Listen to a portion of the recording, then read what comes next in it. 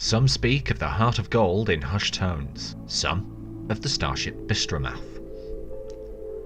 Many speak of the legendary and gigantic Starship Titanic, a majestic and luxurious cruise liner launched from the great shipbuilding asteroid complexes of Artitrac Vocal some hundreds of years ago, and with good reason.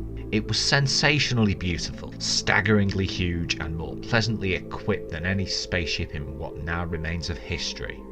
But it had the misfortune to be built in the earliest days of improbability physics, long before this difficult and cussed branch of knowledge was fully, or at all, understood.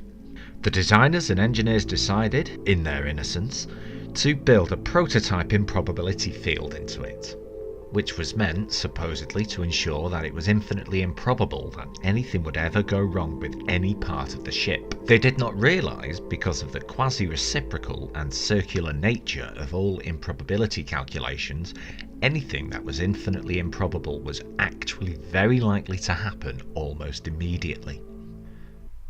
The Starship Titanic was a monstrously pretty sight as it laid beach like a silver Octoran megavoid whale amongst the laser-lit tracery of its construction gantries, a brilliant cloud of pins and needles of light against the deep interstellar blackness. But when it launched, it did not even manage to complete its very first radio message, an SOS, before undergoing a sudden gratuitous total existence failure.